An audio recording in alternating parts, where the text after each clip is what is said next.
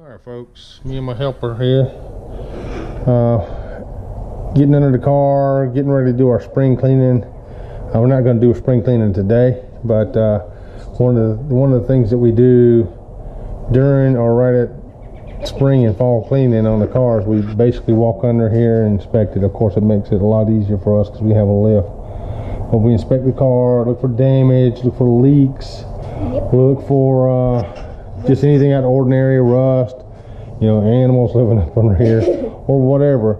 But it's just a little late at night, or not real late, it's like 9 o'clock at night, but figured we want to bring you guys along.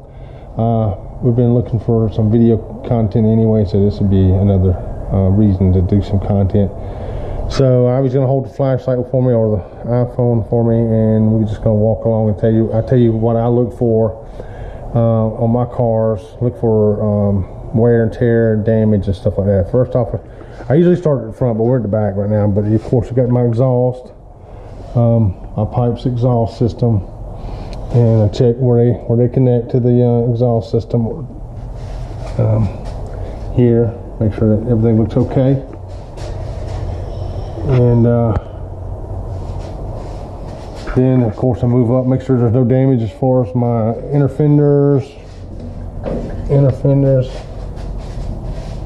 stuff like that on both sides. Check the damage. So move on up to my rear end, make sure I don't have anything leaking on my rear end here.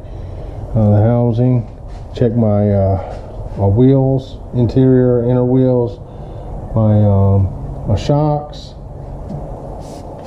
my anti-sway bar here. Same thing, you see this axle here's got a little gear oil or film, I guess film on it. It's alright, it's nothing major. Check my inner wheels here. Let's do this without having to take them off.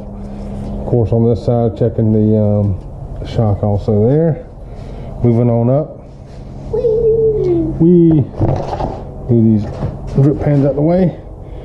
Continuing to check the exhaust as I go forward, and check the drive shaft, the yoke here, not the yoke, the rear drive shaft here.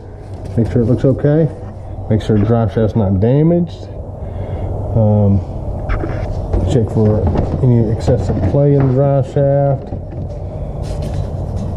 Like that. Checking the underside of the car as I go down the car. Just check all of it. Make sure there's nothing that, you know, I'm not already aware of. And on this car, there's nothing. Shouldn't be anything damaged. Of course, yeah, I got a two-piece drive shaft, so check where they meet there. Move the drip pan out of the way. Alright. Those are annoying. And then, especially when you do it one-handed. And then you check the front side of your drive shaft, make sure it looks okay. Again, make sure you continue to check the underside of the car all the way up. And this doesn't take this long. Normally, I'm just sitting here explaining it. So that makes it, and I'm pointing everything out. Usually, you can just go walk down and go bam, bam, bam, just check everything. All right, now we're getting up to the catalytic converter, transmission. And again, like I said, the front side of the drive shaft. Make sure everything's in order, no excessive play. Make sure the oil, the transmission is not damaged. Haven't gone anything that's going to cause it to be damaged. Make sure it's not leaking. And the thing with the transmission fluid versus like engine oil, the transmission fluid is going to have a red tint to it.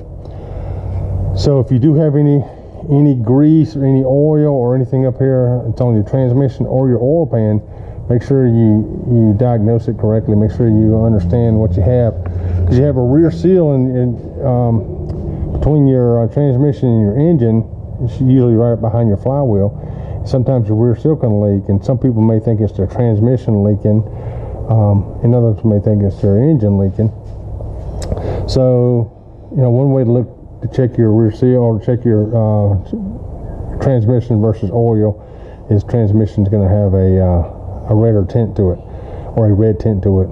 Transmission engine oil is going to be more burnt, more black, because of the engine combustion and stuff like that. And then you have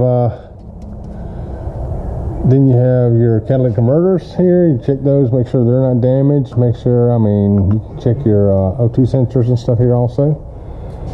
And moving on up to the oil pan here. Oil up there. Make sure you don't have any excessive Oil leaking. leaks or anything. You check around your, and all this is the underside stuff. You check the your valve covers and stuff on the top side also. But make sure you don't have any oil leaking down your block here coming from your valve covers, for example. You can get to your starter here. You can check it. Oil pans here, it's nice and tight, nothing leaking there. Check your oil plug. Of course, again, check between your engine and transmission. See a little, matter of fact, I'll show you. Let me see. A little leak. No, it's not a little leak. See a little bit of oil on those bolts there.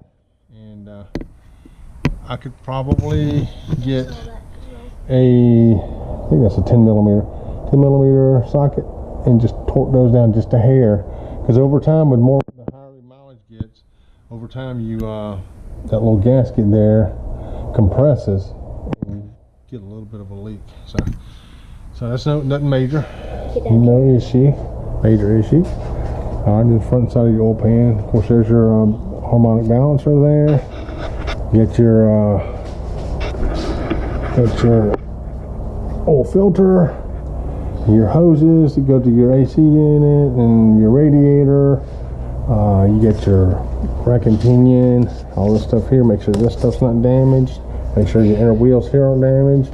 The back side of your rotors and stuff on it. Same thing with this side. Make sure none of this is damaged. Also, like I said, going down and checking the inner wheel wells and underneath your car as you go down. So everything looks good.